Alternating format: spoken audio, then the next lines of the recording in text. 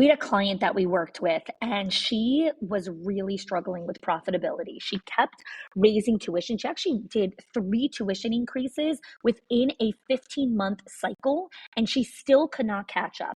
So I helped her work with our 6 money leaks in schools, and she only used 3 of the 6 money leaks and cut her expenses by 50%. 50. She did not fire anyone. She did not slash any of her programs, and she did not work more hours. Again, the 6 money leaks are not hacks or spreadsheets. These are patterns. They are small decisions that feel so normal that your school does, but they quietly drain your school's profit. So if you've ever wondered why you're working so hard, but still not seeing the return, this is your first step to clarity. Click the link in the show notes and find out what it's actually costing you.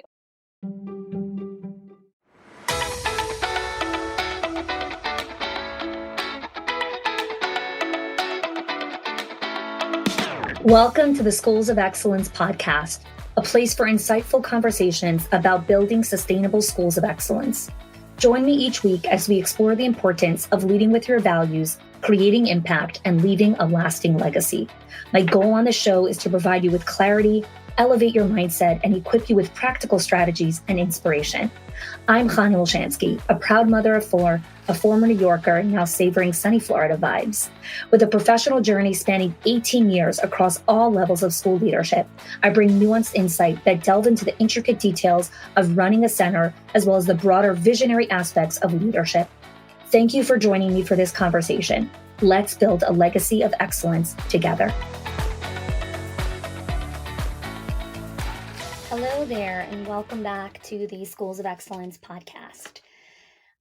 Today is the first week of October, and October is actually Pregnancy and Infant Loss Awareness Month. And in today's podcast, I'm going to really be diving into why it's okay to be okay. Today is a personal story, different from our kind of usual programming on Schools of Excellence. It's actually a deeply personal story about my journey through pregnancy loss and the unexpected lessons that it has taught me about healing and endurance. So in today's conversation, I'm really going to share with you how I navigated the roller coaster of emotions, from the joy of a positive pregnancy test to the heartbreak of loss. We're going to walk through the power of support, the importance of self-care, and really just the very complex process of healing. Most importantly, what I want today's conversation to be about is why it's okay to be okay. That even after experiencing something profoundly difficult, it's not about getting over it, but it's about finding a new way to honor our losses while still embracing life. So whether you've experienced loss yourself or you're supporting someone who has, I hope that this episode offers a lot of comfort for you, a lot of understanding, and just a new perspective on what it means to heal.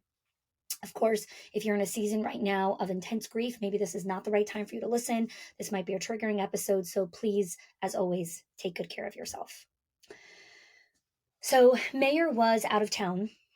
Late May, he went out of town with Mendel to New York for a dad's trip, and I was waiting for Mayer to get back because I wanted to take the pregnancy test together.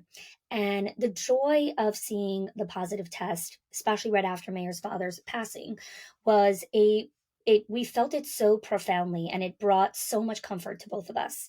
We, of course, excitedly shared the news with my parents, with Mayer's mother, and everyone was just really overjoyed. So after the first couple weeks, I booked my routine sonogram appointment, and we had tickets to fly to California on vacation on July 8th. Our older kids, Mendel and Goldie, were in overnight camp at the time. We had our 2 younger kids, Hyla and Yessie. My sister was flying in from New York to take care of them, and we were going to go to California for a week on vacation. And I really wanted to get the sonogram before we flew out on July 8th, but our calendars could not sync up, and we just could not find a spot.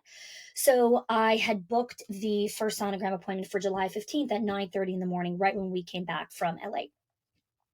Now, throughout the beginning weeks of the pregnancy, I had severe morning sickness, nausea, vomiting, all the usual early signs of pregnancy, all the good things, which bring about just the great joy of a beautiful new child.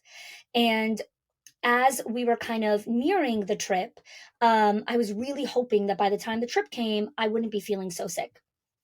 And it was fantastic. We went on the trip. I wasn't sick at all. And we just enjoyed an amazing, amazing vacation.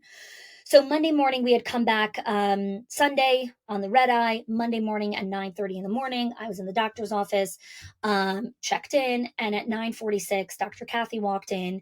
The nurse who was there was in the middle of conducting the sono. Kathy walks in, she gives me a big hug, congrats, so good to see you. And then she walks over to the sonogram screen to see what's going on with the nurse.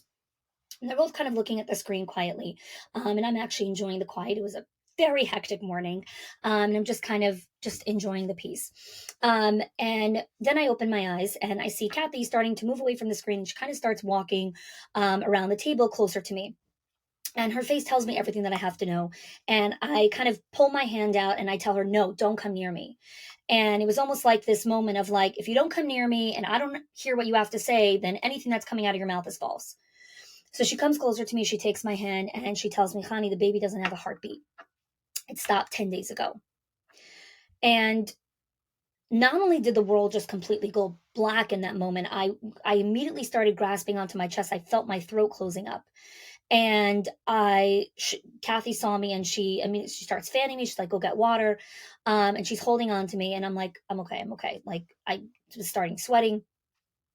And in a blur of just everything, she takes me into the other room and she starts going over all these different options and these different decisions that I need to make in this moment. And I tell her, listen, I cannot make any decisions right now. I need to go home. I need to tell my husband what's going on.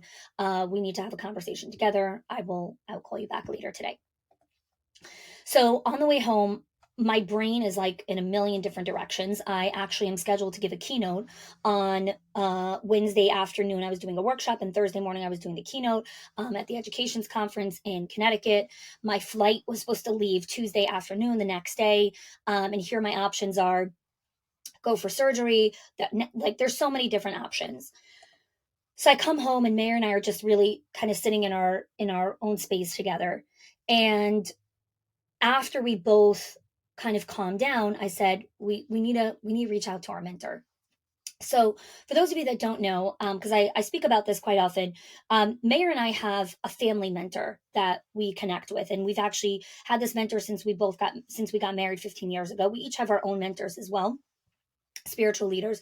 But this is a mentor that we both turn to when we're dealing with something with our marriage or with parenting, or we're to send the kids to school or education or whatever it is. It's family issues. So we call up our mentor, and he was just an incredible source of comfort in that moment. Just really holding space, shared his own experience that he had gone through this with his wife. And just, it was so grounding. And I find like from that moment until we spoke to him on the phone, like I felt like the earth was closing up on me. And the moment we were on the phone with him, it was like, okay, like we're going to get through this. So after a couple minutes, he's like, okay, take out a pen and paper. Let me give you guys some questions to ask the doctor. So he asked us how many weeks I was and all the things. And I gave him all the information. He's like, okay, here are the questions. Here's what to ask for. Here's what to look out for. Here, if the doctor says this, ask this follow-up question. He really just guided us exactly how we can communicate with the doctor to get all the information that we needed so that Mayor and I can make an informed decision together as a couple. So after all the back and forth, I ended up scheduling a DNC for Tuesday morning at 6:00 in the morning.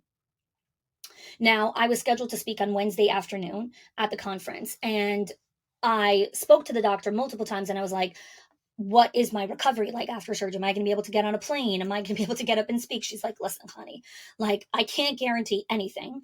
Most people recover within, 48 hours after surgery. You'll have to see what you feel like. I was like, all right, I'm not canceling yet. Let me see what I feel like. Let me take it moment by moment. So after I finally made the decision, I was like, okay, that's what we're doing tomorrow morning. That's when I was like, okay, I need support. I have a very important standard, almost like a rule in my life, that I do not go through hard things alone. That when I am going through something difficult or I'm navigating something, I reach out to my friends. I reach out to our mentors. I reach out to our support system, because that is what community is there for. And Mayor and I are both huge members of our community. We love to give, we love to contribute. And that's a big part of what it means to really be part of a community. That there are moments when you're going to be on the giving side and you're going to be contributing, and there are moments where you're going to be on the receiving side, and you need your friends and family to carry you when you physically can't hold yourself up. So in that moment, I immediately texted three of my really good friends. Each one of them sprang into action in a very different way. One of my friends actually brought over a beautiful care package, which I'll talk about in a moment. And she also took our two younger kids for the night, because Mayor and I had to be in the hospital at 5 o'clock in the morning. So our kids went over to our house for a sleepover. They were super excited about it. Another one of my friends came over just to sit with me on the couch, just for basically like half the night. And then another one of my friends arranged dinner. So there were a couple of things that I learned just from those couple of text messages that I'd sent out to my friends. In our community, there are all these different programs to support people in the community going through different seasons of life. So when someone loses a parent, or when someone has a baby, or when someone is marrying off a child, or has a bar mitzvah, or all the different cycles of life, the community steps up. Now, I had no idea that there was also a program that for pregnancy loss. And when my friend came over with this care package, it had, it was signed that it was from the community. And I messaged my friend about it. She's like, oh, yeah, this person in the community, she creates care packages for people that go through pregnancy loss. She had gone through it, and she wanted to create something in the community that when someone goes through this, they should be able to get something beautiful. I got a absolutely beautiful spa package that I used that night. It was full of all these just little self-care things, which was very welcomed in that moment. And it also came with a beautiful book of inspiration. And it came with a lot of there was a lot of inspiration, a lot of spiritual guidance, a lot of guidance from, what does Torah and Judaism have to say about pregnancy loss. And I found it so comforting to read that book. I read it back to back that night. There was different insights for the mom, for the dad, for, just all these different things. If you ended up telling your children, we chose not to tell our children. At this time. So, it was just, it gave so much perspective and education, which was phenomenal. So the next morning we came to the hospital at 5 o'clock, all the just pre-op stuff and everything. The hospital team was absolutely phenomenal. The best nurses, amazing doctors. Like, I'm just unbelievably grateful for how I was treated and taken care of in the hospital. Being wheeled out of the hospital, buckled over in such excruciating pain, on ridiculously high painkillers, with contractions and bleeding, and no baby. That was another huge moment where I was like, oh my God, this is real. All the pain, all the discomfort, all the things that comes postpartum, it's all worth it when you're holding a baby in your hands. But when you walk out empty-handed, there aren't words to really describe what it feels like. And I'd called up the doctor, and she told me, she's like, you'll probably experience contractions for about a week or so. But she's like, anyone that's been pregnant, it's like, well, everything's normal. She's like, well, it could be for longer. You should bleed for about 2 to 3 weeks, but, and everything's normal. So it could go on for longer. And one of the things that I learned only after going through this experience was, postpartum exists for a reason. Like, a woman needs time to recover physically, mentally, emotionally from childbirth. Because I didn't have an actual childbirth here, and I carried the baby for 11 weeks, but I still had, pregnancy hormones, and they had to leave my body. And so while I went straight back to work, my body was still very much in a postpartum state. And so that time frame, while I was back at work, operating on calls, doing business, making decisions, taking care of the family, all of those things, while in intense postpartum. And I really struggled a lot with postpartum anxiety, which I'll go into, shortly. So I ended up choosing to fly to the conference. On the stage in the middle of my keynote, this is like barely 48 hours after surgery, I had a terrible contraction that started in my back. It was going down my legs. And I'm standing there on stage and I'm in the middle of speaking. I'm in front of 500 people and I am feeling this pain. And all I want to do is buckle over and just get on my hands and knees. And I take a deep breath and I pause and I take that deep breath with the audience. And I breathe through the contraction.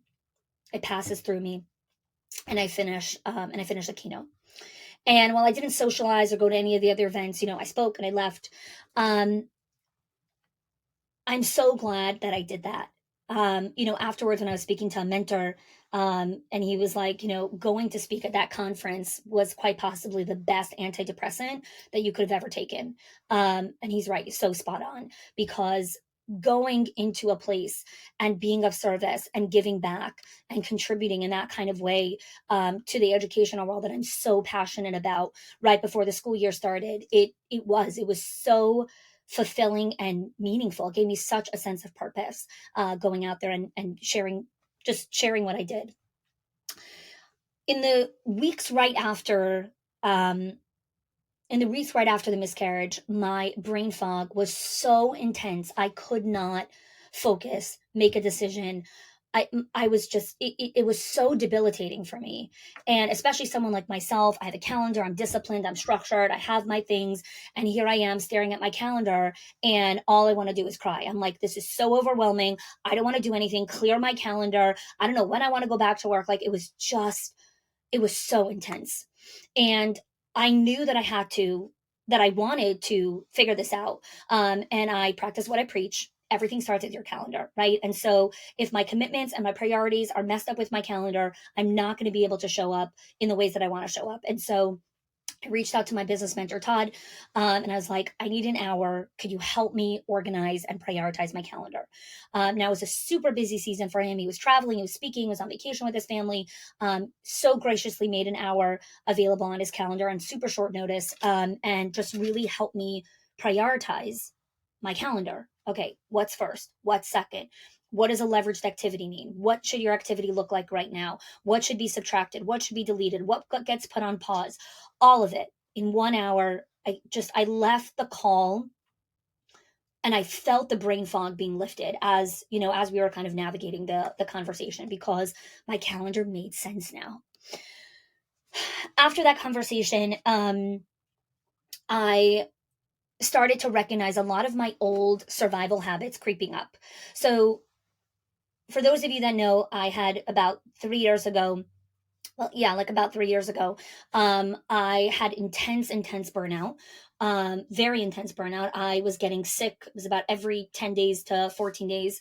I was getting sick. I was running high fever, just ridiculous burnout. And I spent the last 3 years really recovering from burnout. Completely revamp my calendar, what I commit to, what I say yes to, what I say no to, all of that. So one of the things that I was recognizing that I was doing in this season was I was distracting myself a lot. So not only could I not focus, but I was constantly taking my phone out. I was constantly scrolling. I was getting distracted. I couldn't sit still on the couch. My kids would want me to read them a story. Couldn't read them a story. Just couldn't finish a book. Like I just was constantly getting distracted. Or I was distracting myself. And that for me is my red flag. My body's getting into survival mode. Like it's feeling in survival. And these are the default habits that I've known for so long, and I'm grasping onto them again. So I reached out to my therapist, who's also a grief specialist, and we did 2 sessions together where she really helped me choose a ritual that would ground me again. We worked through specific exercises that would help me the moment I started choosing the maladaptive behaviors to choose different ones where I wasn't going to get myself back into the survival state. We worked through specific journal prompts and other exercises so that I shouldn't suffer from PTSD. She educated me on that. What is PTSD? What does it mean to be hijacked by your emotions? How do we make sure that you don't suffer from PTSD? You don't have to. And I think it was so interesting when we were on that call. It was like, you don't have to get into a place of such intense survival because of this loss that you need 3 years to recover. You don't have to go through like such intense trauma that you have PTSD. There are things that you could do proactively that ensure that you shouldn't have to experience this. And I'm so grateful for that opportunity to be able to have that conversation so vulnerably. Like, just, she really, really helped me get anchored. Um, One of the other things that Mayor did was he bought me a beautiful ring. It's a double heart ring. I wear it every single day. And for me, the ring, it's, um, excuse me. For me, one of the things about the double heart ring was, someone, another friend of a different friend of mine who had also gone through pregnancy loss. She was like, she had gone through multiple miscarriages. She's like, each experience was something different. For some, it was like she just wanted to forget about it, move on. For some, she kind of, wanted to hold on to it more. And for me, the double heart is symbolic of the baby's heart only beat inside of mine. And while we have these, I saw a quote actually when I was scrolling on social media, and God bless the the algorithms. When I started searching for podcast on miscarriage, now they start putting all these things in your feed. So one of the things in my feed was, some say you're too painful to remember, I say you're too precious to forget. I held you every second of your life. Heaven and earth may separate us today, but nothing will ever change the fact that you are my child. So when I read that, I was like, I need something that's going to anchor me. And this is one of the things that Mayor ended up choosing, and I absolutely love it, and it's perfect for me. Um, I want to share just a little bit more of what it means to be okay versus what it means to get over it, and also the many, many moments where I just really saw God's hand just guiding me and holding us through this process. So when we were supposed to go to California and I couldn't get that doctor's appointment before we went, I was really frustrated because I'm like, I really wanted to go to the doctor before we fly. And it just didn't work out, right? I ended up going after. And, when I had spoken to the doctor afterwards, when I came back to get checked after the surgery, I told her that, we were supposed to go to California. And she's like, listen, if you came to me, the day before you flew, the baby's heartbeat had already stopped at that point, and you would have been making the same decisions that you made a week and a half ago. And I probably would not have let you get on that plane to go, to California. You would have had to do the surgery and then recovered and then gone. But by that point, we wouldn't have been able to. That was the only week that my sister was able to come. That was the only week that made sense in our schedule for us to go. And so, this was just absolutely God's protection of like, I am not going to let you get this appointment so that you have absolutely no idea what's going on. You're going to go on this amazing vacation because the baby's heartbeat already stopped. You're not pregnant anymore. So you don't have any of these pregnancy, symptoms. I have all the hormones, but you don't have the nausea or the vomiting or, any of those symptoms anymore. Go enjoy the vacation. When you come back, we'll take care of it. The other piece also was different. There's all different kinds of pregnancy loss and miscarriages. The one that I had is called a missed miscarriage, which means basically the baby's heartbeat stops, but the fetus is still inside the womb. So that's, I didn't. So some people, when they experience pregnancy loss, they start bleeding immediately, and that's kind of a usual signal of like, oh, go to the hospital, something's wrong. I didn't have that. I only started bleeding after the D&C, and so to me, that was such a huge hug from God of like, I wanted you guys to have this vacation. I wanted you guys to have this time together, even though I have, something else planned for you guys when you get back.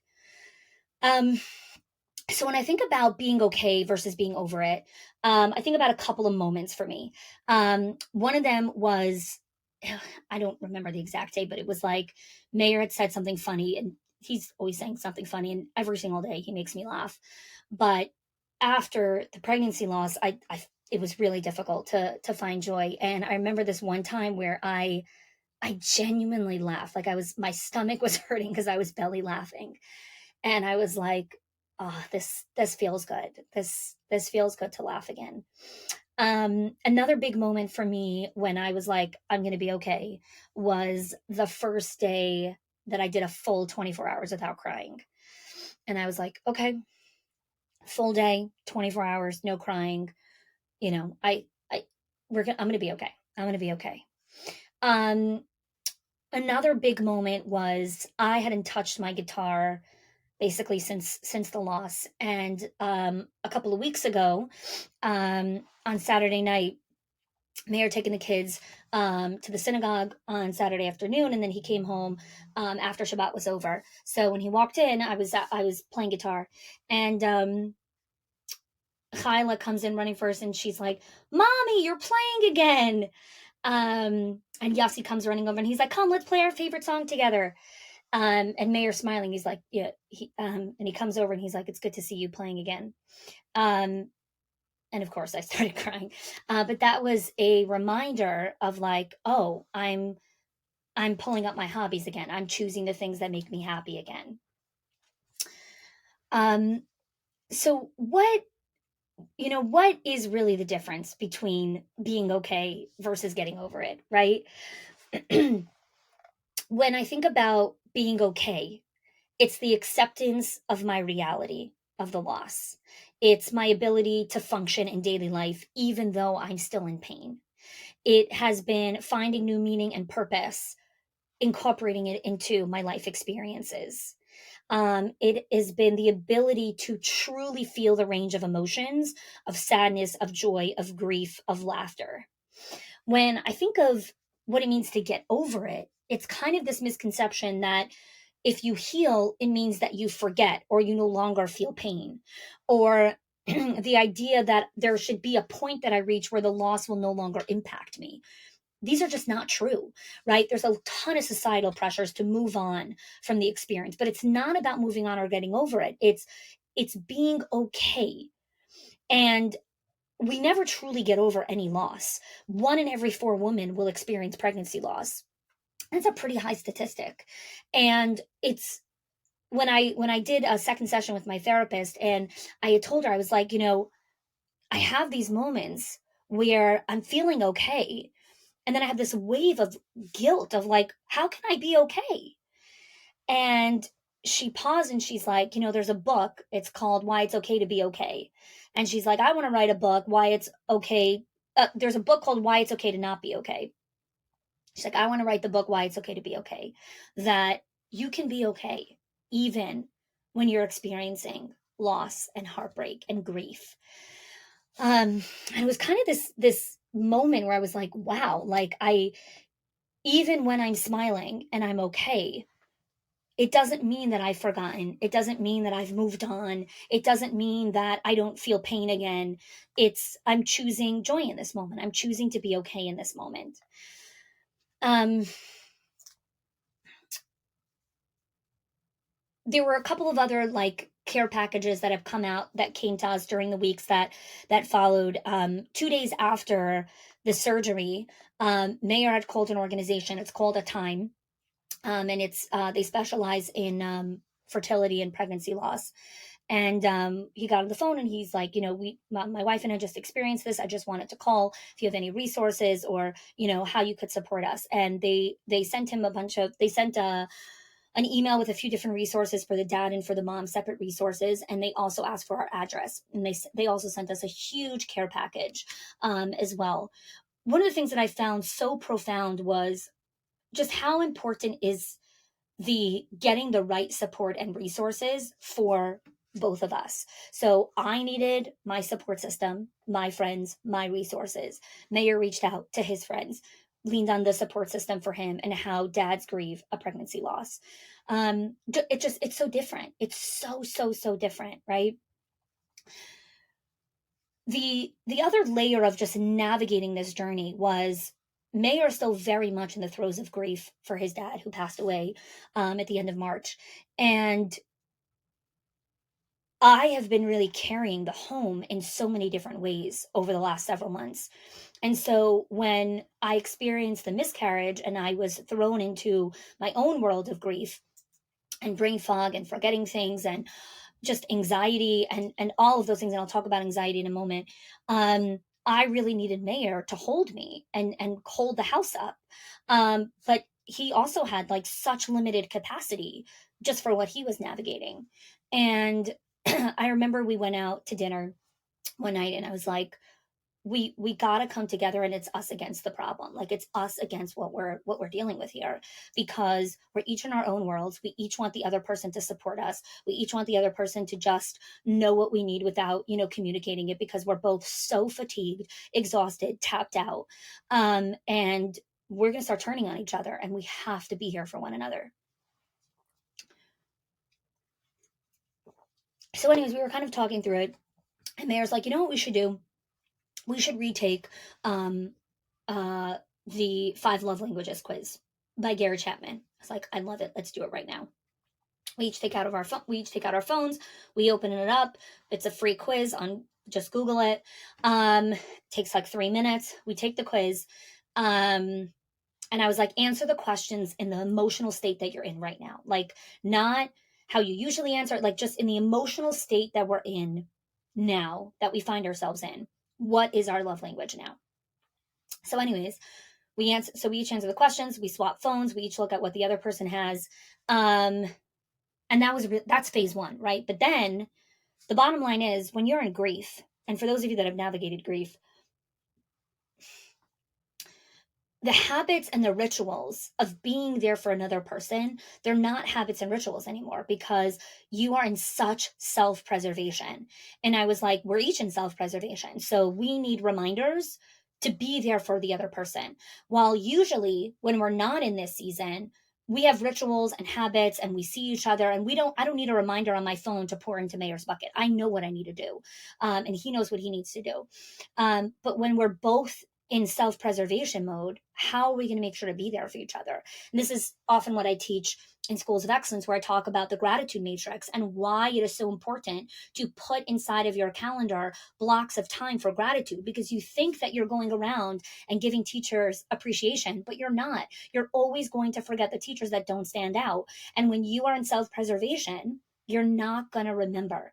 And so we took time right there in the restaurant to put in each of our calendars blocks of time, to remember to pour into the other person's love tank, their love language.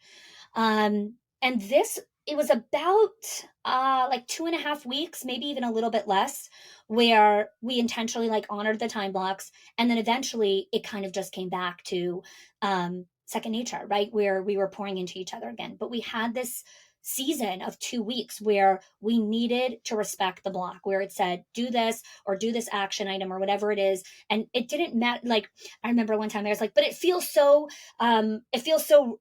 forced. It feels like, oh my God, there was a block of time at 6 o'clock to do that. I'm like, I don't care. I don't care if there was a reminder at 6 o'clock to do X, Y, and Z. The bottom line is, it made me feel better. Eventually, you don't need that block of time. But in the beginning, when you're in such survival mode, you need that.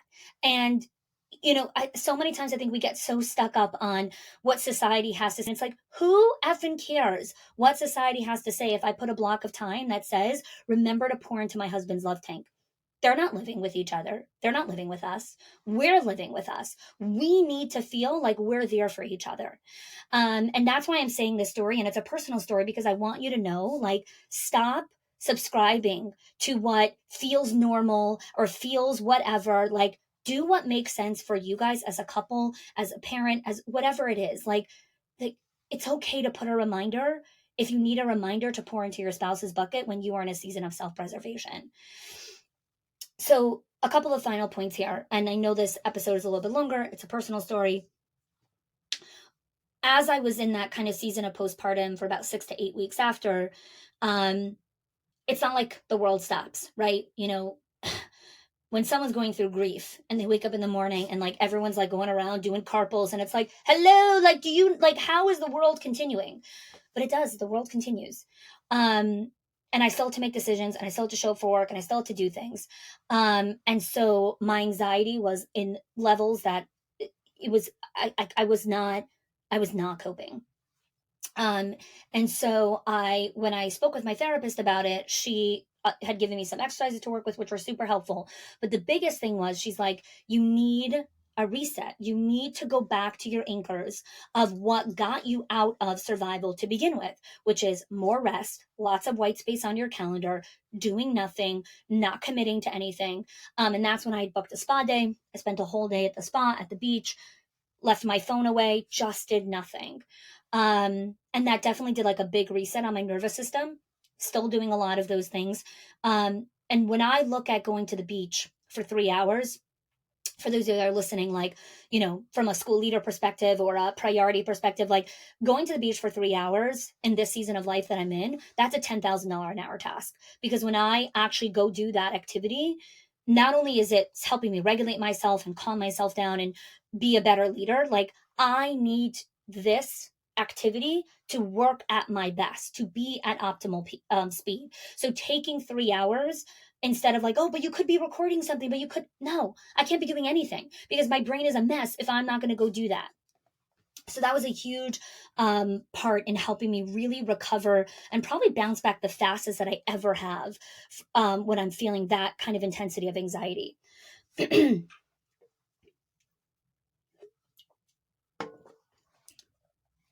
So I want to leave you with this before my final message. If you have listened until now, I know that you have or are in the process of navigating intense loss, grief, going through something really hard, whatever it is. And our society is a long way to go in helping us be okay with asking for help and reaching out for help. And there is no way that I could be where I am today without the help and support that I reached out to. My friends, our mentors, my family members, my parents, Mayor's mother, all the people that we reached out to support us and help us. And I truly believe that for those of you that are listening, you have a support system, but you're afraid to reach out to that support system. I remember when I was flying to New York the 2 days after the surgery, I like to pre-download podcasts that I could listen to on the flight. And so I went into the search engine in Apple Podcasts and I wrote miscarriage because I wanted to listen to other people's stories. Every single story that I listened to, I probably listened to about 10 or 12 stories. Every story, while it was so different, a lot of the themes were the same. It was, I was all alone and I had to do this all alone. And that's why, I created this. And that's why I'm sharing my story. I was all alone. And every single story was some version of going through it alone. Whether the woman shared that her husband was not supportive, or, her parents were unsupportive, or she didn't have any friends, or, she went back to work and her boss was like, why are you still crying? Like, you need to just get back to yourself already. It's been 3 months. Every person had a different story. And I was like, when am I going to hear a story of someone who went through this through the absolute unconditional loving embrace of their partner? Who has gone through this while being carried by their community, by their spiritual leader, by their friends, by their family? Who has gone through this and has not only like had support, but physically been just held up by people and by love, and by unconditional, unwavering support? And no one had that story. And I'm like, I need to record a conversation where this is a story that exists. And to live and to be human is to experience loss and pain, and it's also joy and support and community. But loss and grief and pain are unavoidable in this world. They're just unavoidable in our lifetime. And we need to normalize going through hard things with support, with community, linking arms with people that will walk over broken glass for you and be there for you. And I am so blessed to have this type of support system. And Mayor and I work for this kind of support system. We pour into our community, we give back to our community, we contribute to our community with our time, with our money, with our resources, with our energy. Like, we pour into our relationships because we know that community is everything. And life works in a cycle of life. It's, in Hebrew, it's called the Galgal HaChayzer, which is like the circle of life is constantly turning. And sometimes you're in the season where you're the giver and you're the contributor and you're the person that's showing up for everyone. And sometimes God is going to put you in a season where you are the receiver, where you are the person that needs to sit back and let people give to you, and you will be the receiver and you will be the vessel that people are going to pour into. And we need to normalize being okay with that. We cannot be in relationships where we're only the giver, where we're only the contributor, where we pour and pour and pour and we never get back. We cannot be in relationships like that. It has to be healthy interdependence, and it's not about obligation. It's the beautiful reciprocity and generosity of just having the privilege to show up and give and be there for someone else. So, to all of you that are facing similar challenges, it's okay to be okay, and it's also okay to not be okay. It's okay to find joy again. It's okay to be sad, and it's okay to move forward while honoring your loss. Seek the support, be kind to yourself. And the biggest thing that I've realized here is healing is such a journey. It is not a destination. There is no summit, there is no top of the mountain. And, the beautiful double heart ring that I wear is a daily reminder of the precious soul that I carried, right? Even for such a short period of time. It's a symbol of love, of remembrance, and of the endurance of the human spirit to keep living, to keep loving, even in the face of loss. I made it through the whole episode, and at the end, I get emotional. It's part of life.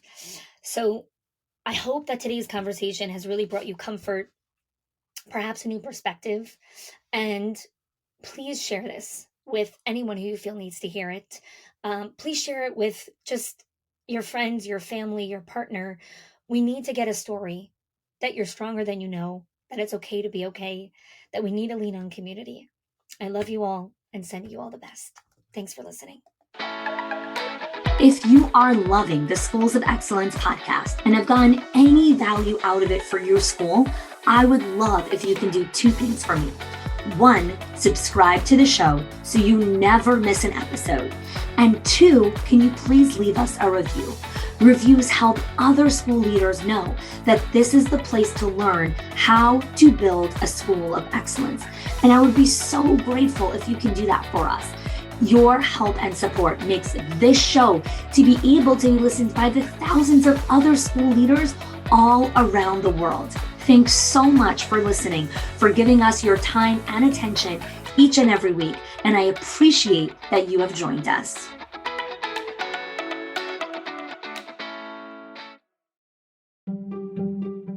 If your accountant has ever told you to cut back on professional development or slash your teacher appreciation budget or your staff development budget just so you could stay afloat, or has told you, hey, you probably can't go invest in that program, please listen.